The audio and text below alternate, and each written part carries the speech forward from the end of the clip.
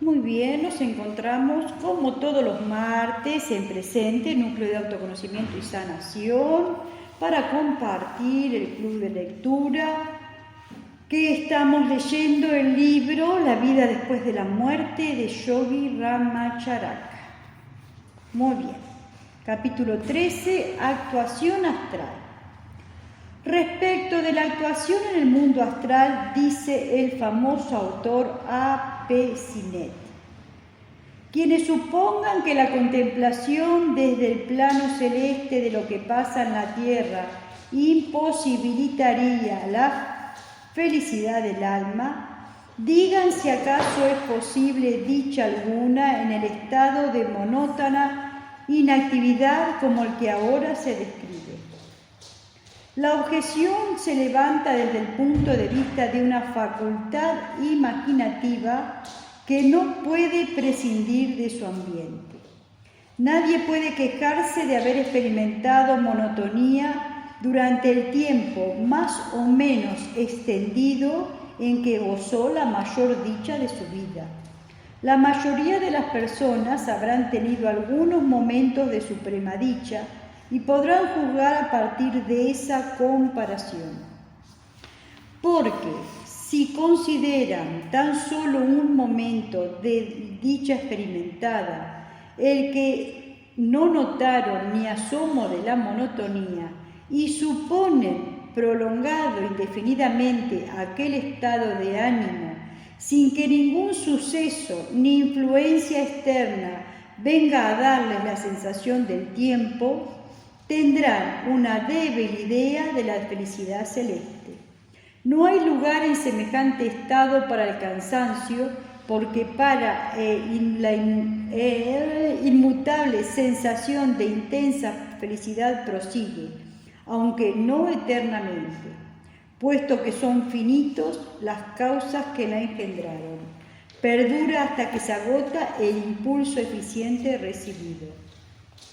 Otra autoridad en el tema, citada por Sinet, dice así: las cualidades morales y espirituales han de encontrar campo donde se explayen sus energías. De ahí que todos los grandes proyectos de reforma moral, de investigación de los principios abstractos de la naturaleza, todas las aspiraciones espirituales que llenan el aspecto brillante de la vida, se realizan en el Devachan. El alma se ocupa en esta obra interna de autopreparación y goza de los efectos de las causas espirituales sembradas durante la vida terrena. Vive el alma en el Devachan una existencia consciente puramente espiritual, un sueño de vívida realidad, hasta que agotado aquel aspecto del karma, vuelve el alma a la existencia objetiva de las causas en este mundo o en otro, según su etapa de evolución. Por tanto, el alma es incesantemente activa en el Devachan, porque aquel vívido sueño no es más que la fructificación, la cosecha de las semillas psíquicas caídas del árbol de la existencia física en nuestros momentos de ensueño y esperanza. Cuál fantásticas vislumbres de dicha y felicidad, semillas que habían sido sofocadas en el suelo social estéril, pero que florecen en la rosada aurora del Devachan, bajo cuyo luminoso cielo maduran. Si el hombre tuviese un solo momento de experiencia ideal, ni aún entonces podría darse, como erróneamente se supone, la indefinida prolongación de aquel solo momento.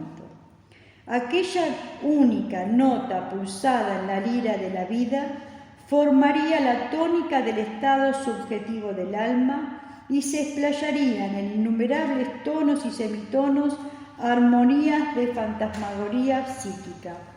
Allí se realizan todas las esperanzas, aspiraciones, anhelos y ensueños, de suerte que los sueños de la existencia objetiva llegan a ser realidades en la existencia subjetiva. Y allá en el velo de Maya, percibe el iniciado sus engañosas apariencias porque aprendió a escrutar al arcano de la existencia. Decir que de este modo la naturaleza nos defrauda porque nos da una sensación ilusoria de dicha equivale a no comprender las condiciones de la vida y la existencia fuera del mundo material. No es posible hacer en el Devacán, fuera de las condiciones de la vida terrena, la misma distinción que en la tierra acerca que en la del mundo físico llamamos realidad y ficción. No es posible aplicar el mismo principio a dos series de condiciones. El alma espiritual no tiene sustancia material ni está confinada a un determinado lugar con horizonte limitado y a una percepción limitada de este horizonte. Por tanto, si decimos que las experiencias devacánicas son un fraude de la naturaleza, también habríamos de tildar de ilusiones engañosas los sentimientos puros propios del alma, como por ejemplo el amor, el sentimiento de lo bello, la profunda filantropía, etc., que inundan nuestro ser de intensa dicha. Lo que no entendemos ahora no importa, porque ya lo vamos a entender. No quiero explicar muchas cosas porque así va entrando la energía de la lectura y ya después en la siguiente lectura las vamos a desarrollar más, como hicimos con el otro libro. Seguramente el alma anhelante ha visto vislumbrar mayor felicidad en la idea de un cielo donde se solucionen todos los problemas de la vida terrena y encuentre el instinto creador ocasiones de desenvolvimiento, a fin de que una nueva y más plena vida se realice en los sueños ideales del anterior. Que en la idea de un cielo donde cesa toda la actividad y no haya ocasión ni motivo de adelanto, sino que todo cuanto haya que hacer sea cruzarse de brazos y gozar de la dicha eterna de la ociosidad. El instinto creador está en el corazón de la naturaleza, es el palpitante estremecimiento de la sangre de su vida, porque la naturaleza siempre trabaja, actúa incesantemente, empezando y terminando y reanudando de modo inacabable su labor en el rodar de los siglos. Solo en la actividad puede haber vida y, como canta el poeta, toda otra vida es vivir. Toda otra vida es vivir muriendo en un mundo donde solo moran fantasmas. Un soplo, un son, un aliento, una voz, el tintineo de la esquila del camello. Tan sumidos en la materialidad están los hombres mundanos que hablan del cielo como si fuese un fantasma, un espejismo, una ensoñación. No les parece real lo que no está en el plano físico. Los pobres mortales no comprenden que en el último término no hay nada tan ilusorio, tan fantasmagórico y ensoñador como este mundo material. No se dan cuenta de que en él nada es permanente, pues hasta el mismo planeta algún día ha de desquiciarse y romperse en 1000 fragmentos meteóricos. Ni aún la mente es suficientemente ágil como para obtener un vislumbre de la esencia de la materia, porque antes de que pueda observar un fenómeno material, la materia ya ha transmutado. El mundo mental y más todavía el mundo del espíritu son más reales que el mundo material. Desde el punto de vista en el que se colocan las facultades superiores, nada hay real sino el espíritu, y la materia aparece como lo más irreal e ilusorio. A medida que las facultades de observación trascienden los objetos del plano físico, más reales se tornan para el alma los del mundo astral. De esto se infiere que las experiencias del alma en el Devacán son mucho más reales que las pasadas en el mundo físico. Como dicen los citados autores, la naturaleza no defrauda al hombre en el mundo astral, sino que por el contrario, allí sus manifestaciones son mucho más positivas que en el mundo físico. Esto es de muy difícil comprensión para el profano, pero las almas evolucionadas acrecientan su convencimiento de esta verdad a medida que adelantan en su experiencia. Muy grave error es suponer, como suponen los incrédulos materialistas, que las experiencias del alma en el mundo astral son algo así como jugar a la realidad. No hay nada más que reflexionar sobre las experiencias de la vida terrena para convencerse de que algunas de las más señaladas obras humanas se llevan a cabo en las horas sustraídas a las ocupaciones ordinarias, en los periodos que podríamos llamar del ideal, cuando la mente piensa, proyecta, planea y forja imágenes que más tarde se concretan en forma material. Todas las obras efectivas del hombre, los edificios, los puentes, las máquinas, estuvieron antes en la mente del arquitecto o ingeniero que las proyectó. Su primera fase de existencia fue mental. Luego los operarios le dieron forma material. Por tanto, ¿cuál es la verdadera y real creación? ¿La de la mente o la de las manos? ¿La psíquica o la física?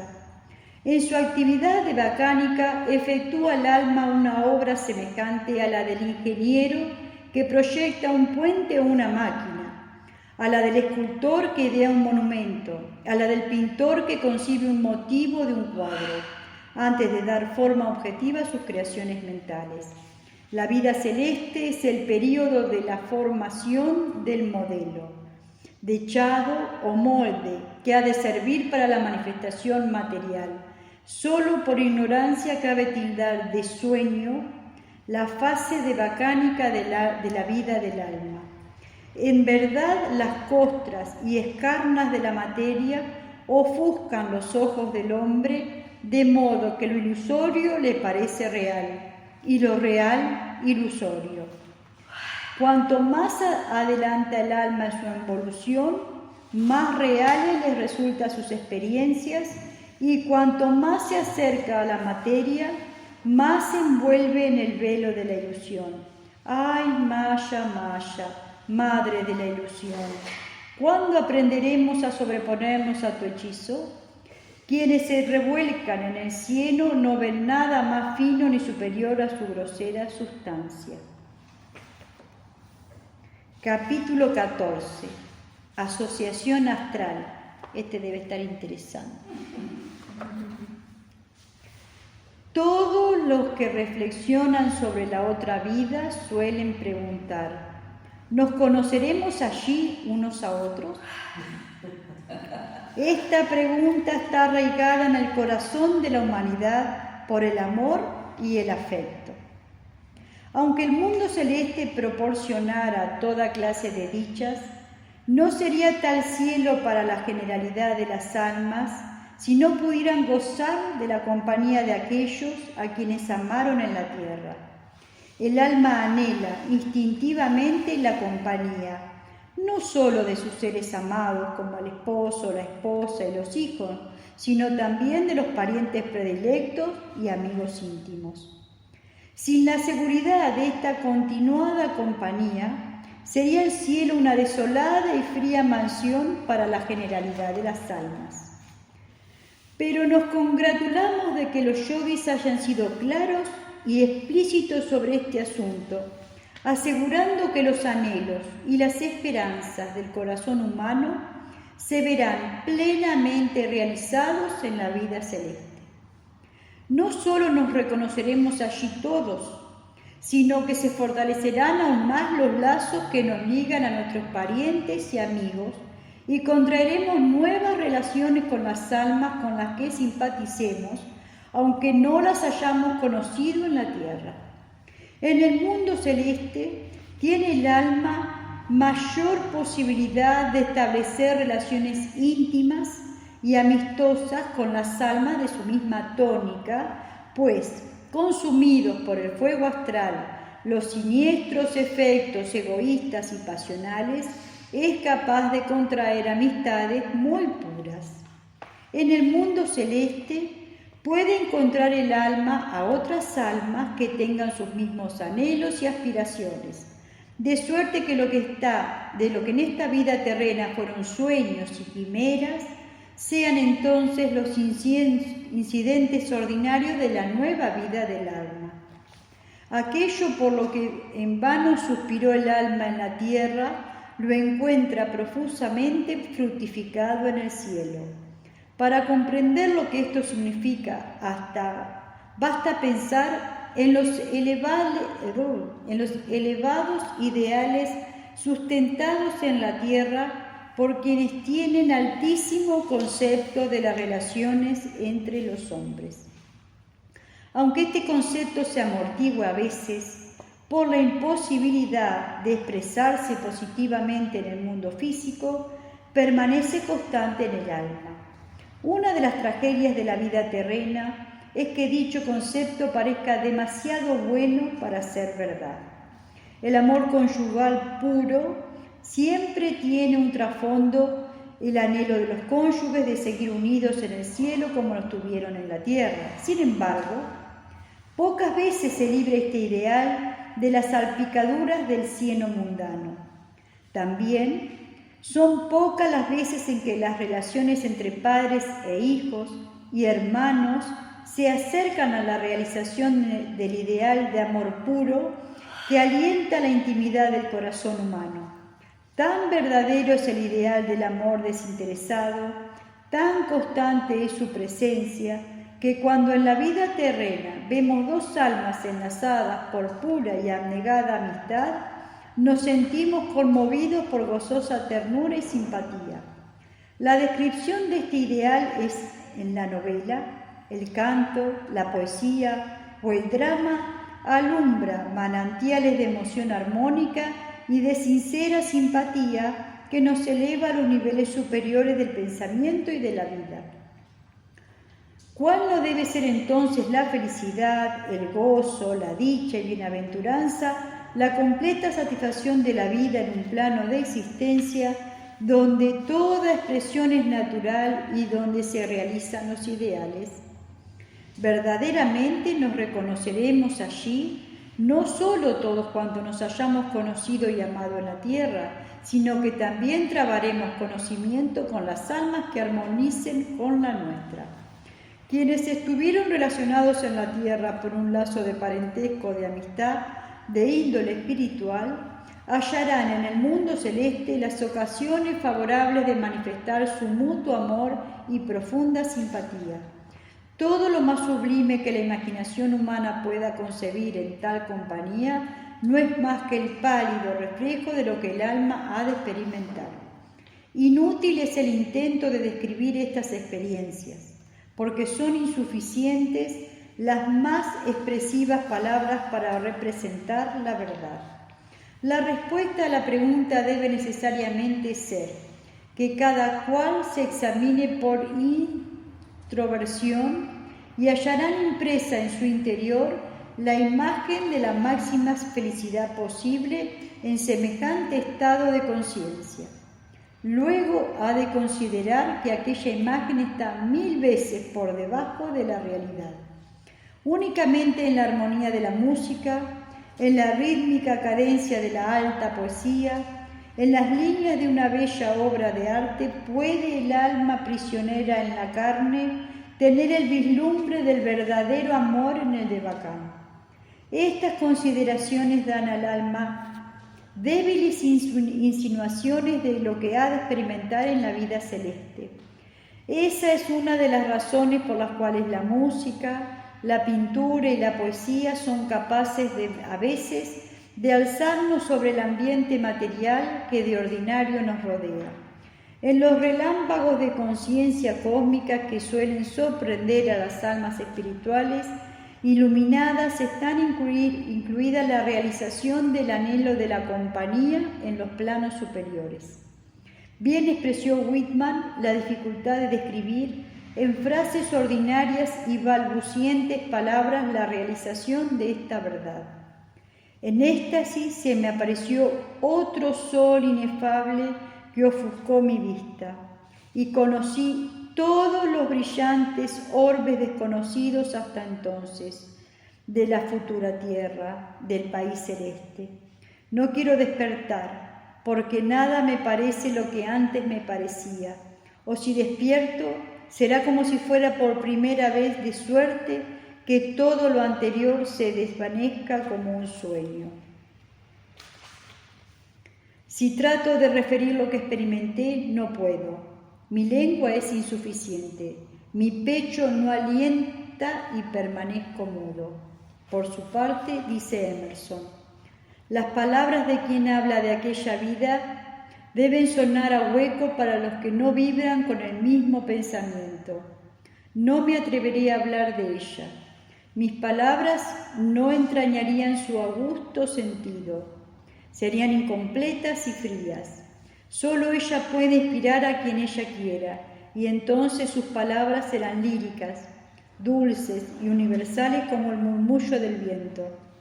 Sin embargo, aún por medio de las palabras profanas, ya que no puedo valerme de las sagradas, deseo señalar el cielo, esta deidad, y referir las insinuaciones recibidas de la trascendente sencillez y el vigor de la ley suprema. La dificultad de explicar al profano la índole de las relaciones entre las almas durante la vida celeste consiste en que se encasilla en una idea de que el cielo o mundo celeste es un lugar, sin tener en cuenta que no es tal lugar, sino un estado de conciencia variable según el individuo. Así es, estar en el cielo con los seres amados significa hallarse en el mismo nivel de conciencia y por lo tanto en relación mucho más cercana de lo que puede establecer la proximidad del lugar. La armonía de las condiciones de vida de las almas en el mundo celeste las pone en contacto más estrecho de lo que el hombre terreno puede imaginar.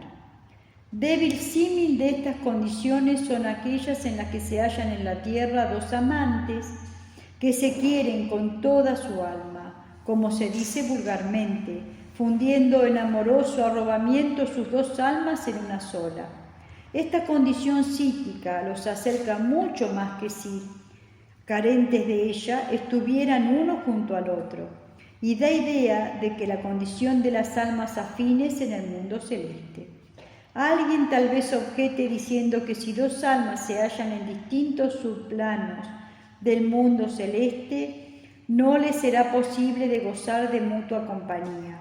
Pero cuanto están familiarizados con las verdades ocultas, saben que el alma siente en el mundo celeste la atracción simpática del alma que se halla en su plano inferior, estableciendo con ella un enlace psíquico parecido a una modalidad superior de telepatía. De este modo se posibilita una relación mental y espiritual entre ambos, mucho más íntima que cualquier relación de la tierra. Además, según dijimos en otro capítulo, el alma puede visitar a las almas que se hallan en los subplanos inferiores al suyo. De esta y de otras maneras se efectúa la asociación de las almas en el mundo celeste. Las almas susceptibles de simpatía no se quedan jamás solas en el plano astral ni en el de Bacán, pues todo cuanto fue noblemente enaltecedor en la vida terrena se magnifica y se acrecienta en la vida superior. Solo las escorias quedan abajo. Hay una ley natural que rige por igual en los planos astral y físico, y en ambos regula y gobierna todas las cosas. El alma desencarnada no se sustrae a las leyes de la naturaleza cuando sale del mundo físico, sino que asciende a un plano o nivel de la naturaleza mucho más sutil y pleno que cuanto quepa imaginar en la tierra. Una vez eliminadas las escorias por la vibración astral, el alma florece y fructifica en una nueva vida.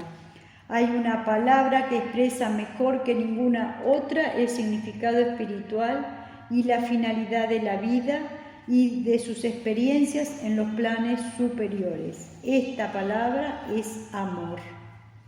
Es el amor perfecto que todo temor desvanece, cuya flor es gozo y cuyo fruto es paz.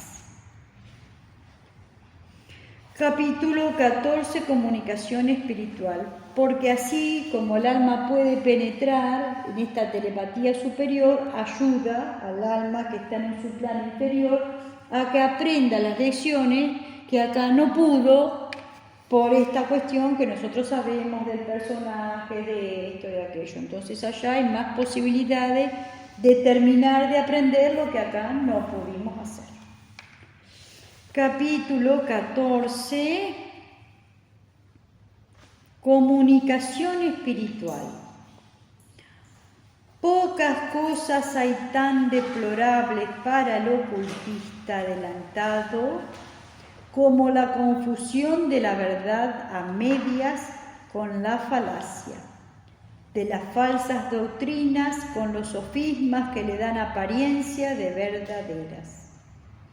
Esto sucede en el mundo occidental con el tan comentado como incomprendido fenómeno de la comunicación de los espíritus. Sin embargo, por muy lastimosa que sea semejante confusión, ha servido para llamar la atención de los pensadores y moverlos a investigar del asunto. Hasta los fraudes e imposturas que tanto escándalo suscitaron en la historia del espiritismo en el mundo occidental y que repugnaron profundamente a las personas reflexivas, dieron por resultado el conocimiento de la verdad respecto de los fenómenos psíquicos. Prescindiendo de todo lo fraudulento, incierto o dudoso en esta clase de fenómenos simulados, veamos qué hay de verdad en la comunicación de las entidades del plano astral con las del mundo físico. Esta comunicación es de dos clases, la superior y la inferior. La comunicación de clase inferior comprende dos casos. Primero, cuando un alma desencarnada residente en los subplanos inferiores y ligada todavía a los intereses terrenos, se aparece a una persona de la tierra o se comunica con ella. O sea, primer caso de lo que es la comunicación de clase inferior. Cuando un alma desencarnada residente en los subplanos inferiores y ligada todavía a los intereses terrenos, se aparece a una persona de la tierra o se comunica con ella. Como está atrapada y preocupada, ligada a las cosas de la tierra, ¿de qué va a hablar? De las cosas de la tierra. Mi herencia, mi esto, mi enfermedad, mi hijo, mi caballo, mi... ¿Sí? ¿De acuerdo? Bien. Segundo caso. Cuando se galvaniza un cascarón astral. Bien. ¿Quién tiene un teléfono a mano que no esté grabando? Bien. Para nosotros y para los oyentes que busquen en el diccionario, en el Google, ¿sí?, la palabra galvanizar. Bien. Segundo caso, cuando se galvaniza un cascarón astral.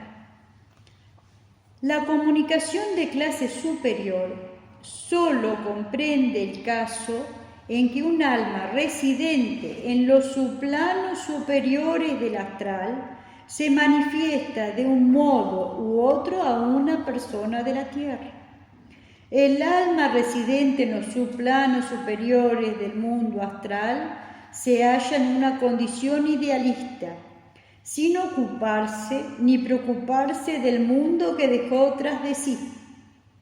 Por tanto, no se extingue en ella el amor que profesó en la tierra a sus parientes y amigos, pero la relación que con ellos mantiene es de índole puramente afectiva, sin asomo de proximidad física. Los lazos que unen el alma desencarnada con la que quedó en la tierra son semejantes a filamentos espirituales, algo así como una comunicación telepática. Cuando el alma desencarnada se forja la imagen mental de la que dejó en la tierra, le parece a ésta que aquella está a su lado o muy cerca, pero esta sensación dimana del enlace telepático a la que nos hemos referido.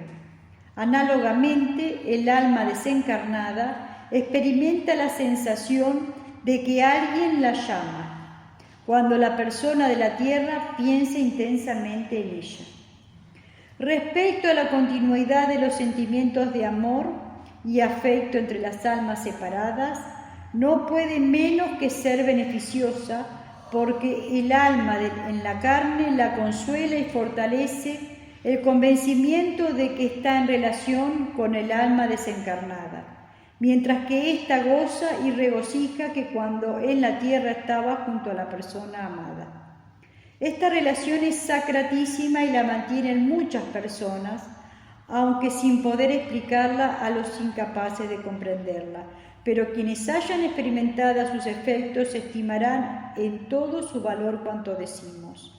Los que no hayan experimentado podrán comprenderla o al menos tener una idea de ella si la refirieran a la dicha que sintieran al tener a su lado a una persona querida. La comunicación de dos almas es en verdad muy cercana en algunos aspectos de la comunicación de las almas en el plano astral, aunque las deficiencias propias del caso. Esta comunicación espiritual nada tiene de nocivo ni siniestro. Todo en ella es armónico y placentero. Nada tiene de sospechoso ni de reprochable. La condenación queda reservada para otro linaje de comunicaciones. Los ocultistas adelantados consideran unánime deplorabilísima la práctica de evocar a las almas desencarnadas para entretenimiento, curiosidad, egoísmo o exhibición fenomenal. Las más prestigiosas autoridades condenan enérgicamente esta práctica.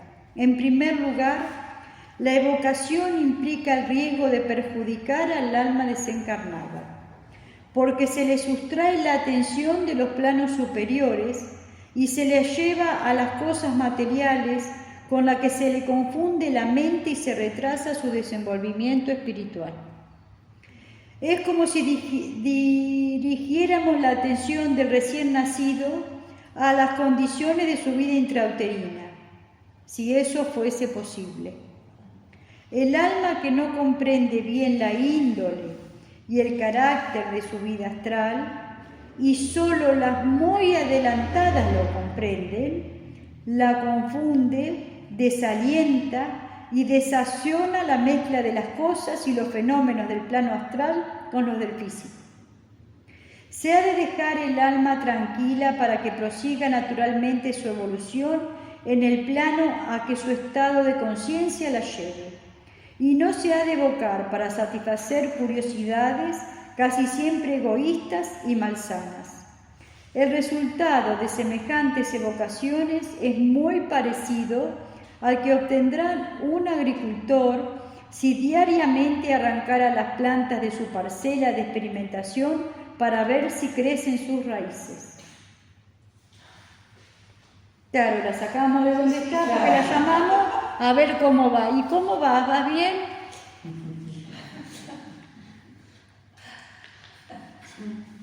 Bien. Otra modalidad de evocación en la que tiene por objeto que el alma desencarnada acuda a consolar a sus deudos e informarlos de la condición en que está la otra vida. No es tan siniestra esta evocación como la que se hace por curiosidad o por afán de público espectáculo, pero también es nociva. El alma así evocada por las vibraciones de afecto de sus deudos acuda, si le es posible, como quien ha despertado de un profundo sueño en un estado sonámbulo, pues tal es precisamente la situación, cuando uno lo llora y está, y dale que te dale. El sonambulismo no es una cosa que convenga infundir en las personas del mundo terreno y mucho menos en las almas desencarnadas, que como están entonces ofuscadas, no saben bien lo que les pasa y no pueden satisfacer lúcidamente el propósito de la evocación. Quienes hayan tenido o presenciado comunicaciones con entidades astrales recordarán que en la mayoría de los casos auténticos, la entidad comunicante da respuestas incoherentes y confusas, de suerte que aún en las mejores condiciones es insatisfactorio el resultado, porque la evocación de las entidades astrales permite el proceso normal de la naturaleza, porque la evocación de las entidades astrales pervierte el proceso normal de la naturaleza. Nunca está justificada semejante práctica y se la condenan las más prestigiosas autoridades. El vislumbre de la índole y las condiciones que la vida del alma en el plano astral brindamos en este libro bastará para dar a entender claramente los motivos de la condenación.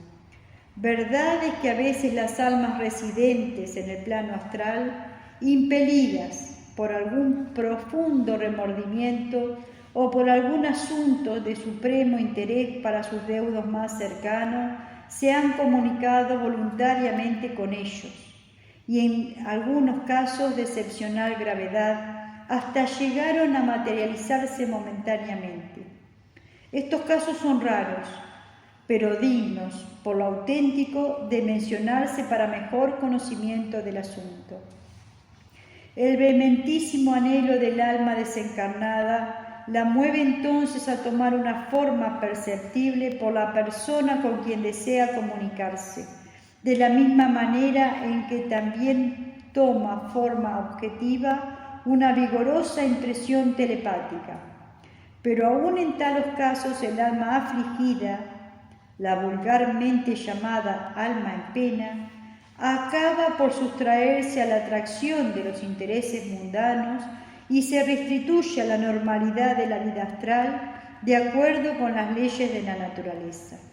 Sabemos que al exponer estas verdades desalentamos y acaso no concitamos la antipatía de quienes se figuran estar en frecuente comunicación con los difuntos. Pero la verdad es la verdad, y estamos seguros que la debida comprensión de este asunto les demostrará que el verdadero amor hacia quienes nos precedieron en la vida consiste en enviarles pensamientos auxiliadores de paz a fin de que prosigan su evolución, sin perturbarlos con nuestras insensatas lamentaciones y nuestra curiosidad egoísta. Además, nunca nos dará plena satisfacción la reprobable práctica de evocar a los difuntos, porque siempre quedará algún punto por esclarecer. El verdadero amor consiste en dar y no en recibir. Este hermoso aforismo puede también aplicarse a la comunicación con las entidades astrales, pues mucho más noble y eficaz es enviarle pensamientos de amor, simpatía, consuelo, aliento y estímulo para que evolucionen en los niveles superiores del otro mundo, que atraerlos a este bajo mundo de materialidad sin otro propósito que oírles decir que son dichosos o acaso escuchar las vulgaridades propias del estado de sonámbulo. Mucho más provechoso para nosotros es elevarnos a los planos superiores de existencia donde nuestros difuntos se hallan y comunicarnos espiritualmente con ellos por medio del pensamiento, sin necesidad de lenguaje verbal o escrito ni de la complacencia personal. Consideremos imparcialmente este punto a fin de que la voz de la verdad resuene en lo íntimo de nuestro ser y responda de acuerdo con las afirmaciones de los sabios. Capítulo 15, lo vamos a empezar a leer. Lazos mundanos. En las obras que tratan del plano astral, sobre todo si son de autores antiguos, se encuentran muchas referencias a las almas apegadas por lazos mundanos a la senciente vida de la tierra.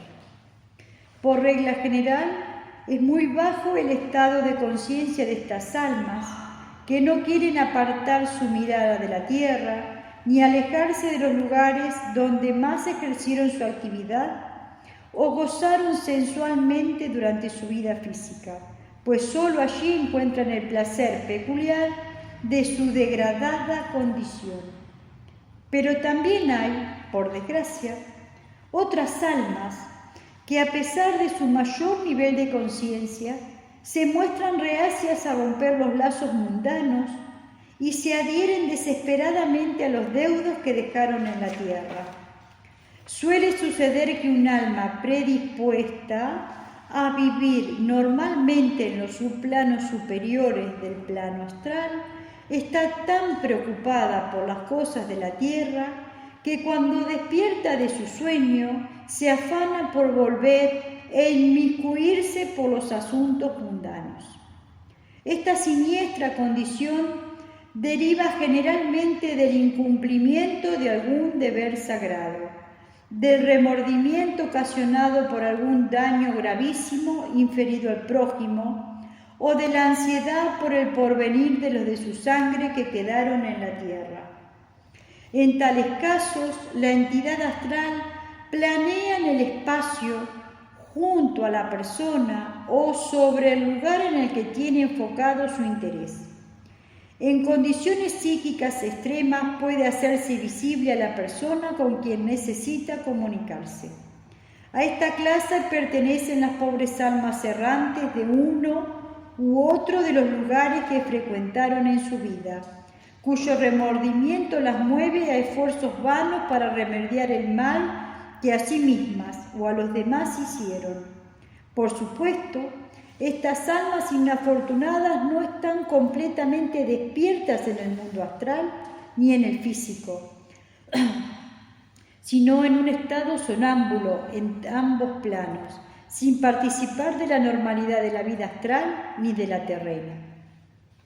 En análoga condición se encuentran aquellas otras almas atormentadas por el pensamiento de haber dejado incompleta una labor o incumplido un deber, y que en este estado sonámbulo planean sobre los lugares más frecuentados en su vida anterior y más particularmente rondan por las casas en que habitaron con el soñoliento propósito de enmendar sus yerros. A otra clase pertenecen las almas que no por interés material, sino por el vivísimo afecto que profesaron a sus deudos más cercanos, se atan a la tierra con el vano propósito de servirles de auxilio y de guía. En todos los casos, el deber del alma encarnada es enviar al alma en pena un pensamiento de amor con la deliberada sugestión de que se aparte de las cosas del mundo físico, porque su propio escenario de su actividad es el mundo astral, donde está obligada a proseguir su desenvolvimiento en obediencia a la atracción de los subplanos superiores. Quienes tengan la seguridad de que una de estas almas desencarnadas se cierne a su alrededor, no ha de vacilar en cumplir con el deber de darle dicho consejo, por muy dolorosa que sea la repulsa, aunque se ha de tener en cuenta que a causa de su estado sonámbulo, el alma desencarnada se manifiesta en una tónica ingenuamente infantil.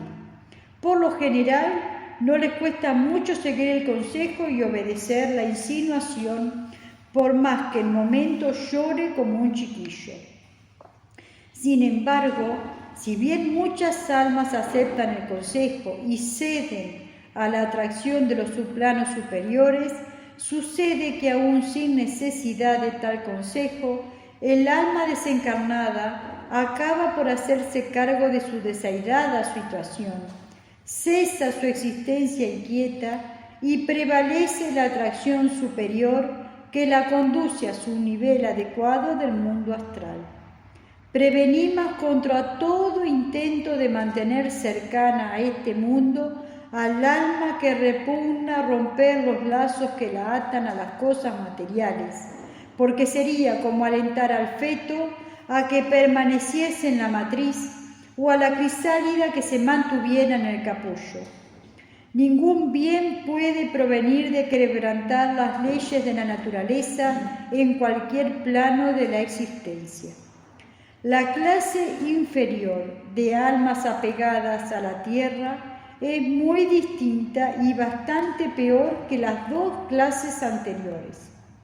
Son almas de muy bajo estado de conciencia, en que predomina la animalidad, los instintos brutales con su característica emocional.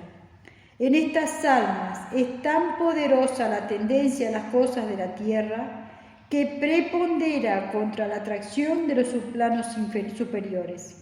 Estas almas viven en un subplano tan cercano al mundo físico como les es posible su lastimosa condición. En efecto, el subplano inferior del astral, donde moran estas almas, está tan próximo al mundo físico que parece ser el anillo de tránsito o subplano de transición entre uno y otro mundo, o una mezcla de ambos. Únicamente los separa un tenue velo, que es como una continua tentación para dichas almas, aunque no puedan tomar parte en los sucesos terrenos, perciben confusamente cuanto va ocurriendo en la tierra. Estas almas de atrasada evolución restringen su visita a los lugares en que más actuaron durante la vida terrena y se complacen siniestramente en influir en las personas de su misma índole, incitándolas a toda clase de acciones crapulosas y aún de crímenes. ¿Vieron cuando la gente a veces se conecta y saben lo que va a pasar? Que yo les digo que el astral está más alto que nosotros, sí, en la vibración de tiempo. Sí. Entonces cualquier persona que esté cerquita, esté ahí en el tránsito, como dicen, que son las que tienen ganas de estar interfiriendo, yo le pregunto, ¿qué va a hacer mañana Mirta? Y me va a contestar un alma de esta. Porque va, busca a Mirta, se fija lo que está haciendo Mirta y viene y me cuenta. ¿Lo entienden? Sí. Que son las cosas más cercanas de telepatía y me dicen, me cuentan, ¿sí? Pero son, pobrecitas, las almas de menor vibración. En algunos casos extremos han logrado estas almas magnetizar un cascarón astral y darle apariencia de ectoplasma. Otra vez, busquen las palabras que no sepan en el diccionario para que cuando lleguen las explicaciones tengan un poquitito más de sentido. La índole de estas entidades varía muy poco al pasar del plano físico al astral y deleitan en sus burlas y jugarretas con que alucinan a los concurrentes a las sesiones espiritistas, haciendo sonar los timbres de las casas, apagando las luces, provocando ruidos extraños y golpeando a los circunstantes. Sin embargo, no son realmente temibles, porque cualquiera puede ahuyentarlas con un conjuro en que se les dé a entender que se sabe quiénes son y se las mande que se marchen para no volver. Un mandato enérgico, con voz de autoridad y la manifestación rotunda de que se les ha descubierto el juego bastarán para que se retiren cabizbajas y caricontecidas a su propio subplano. También son capaces estas almas atrasadas de fingirse y tomar el nombre de un pariente o amigo de alguno de los presentes en una sesión espiritista o de simular un personaje histórico famoso. Todo el que de buena fe o con un propósito de investigación y examen imparcial haya asistido a las sesiones espiritistas y escuchado lo dicho por el falso Washington o el Julio César simulado en el tono y lenguaje peculiares de los barrios bajos, comprenderá la razón de nuestros acertos. El conocimiento de estas circunstancias esclarecerá muchos puntos oscuros de los fenómenos psíquicos. Sin embargo, esta clase de almas permanece muy poco tiempo en el mundo astral, y no tarda en reencarnar en un ambiente adecuado a su carácter, en cumplimiento de la ley de atracción espiritual. Como gravitan hacia el plano material, nada hay que pueda mantenerlas en el astral, y por tanto, en la mayoría de los casos, su vida astral es de corta duración. Pero aún el hombre más brutal y degenerado hay algo bueno, por poco que sea, una chispa de fulgor espiritual que brilla momentáneamente en el plano astral. Con el tiempo, esta chispa bastará para encender una débil llama que alumbre los pasos de la pobre alma por el sendero que la conducirá a los subplanos superiores. Así es que también estas almas tienen un grado de prometedora esperanza. La mayoría de ellas no han querido aprovechar las lecciones de la experiencia, sino que por el contrario se sumen cada vez más en la materialidad hasta que la amante naturaleza las azota y aflige de suerte que despierten conscientemente a la comprensión de su verdadero estado. Hay en el mundo astral subplanos de tan repulsivo carácter que nos resistimos a mencionarlos. Están habitados por entidades de ínfima estofa, de la peor ralea, incapaces de colaborar con el plano divino de la evolución. No nos detendremos a describirlas.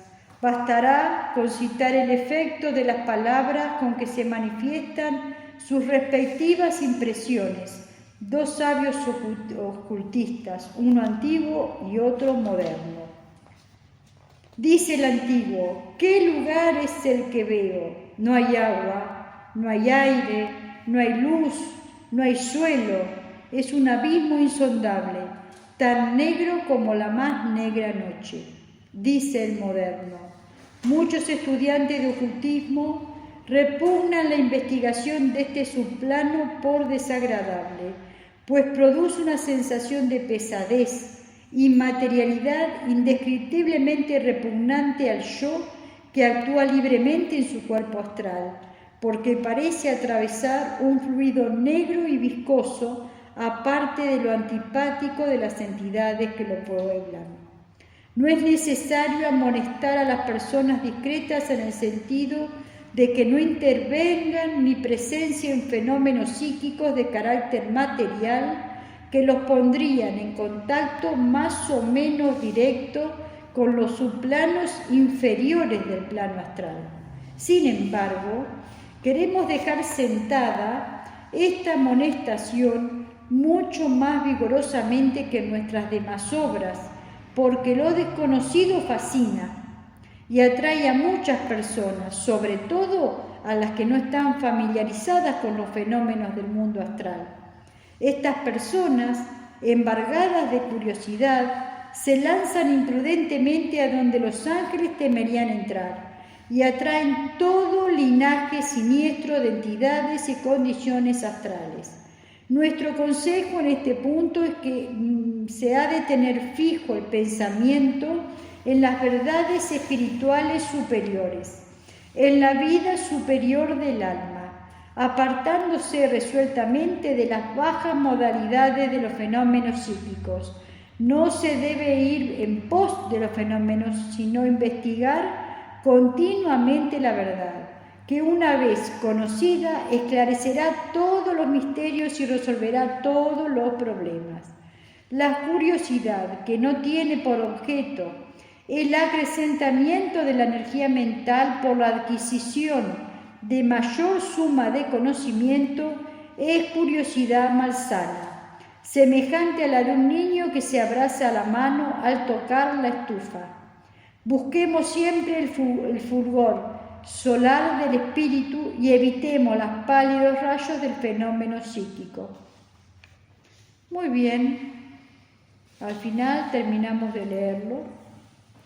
En la próxima clase vamos a comenzar con el capítulo 17 que se denomina Cascarones Astrales.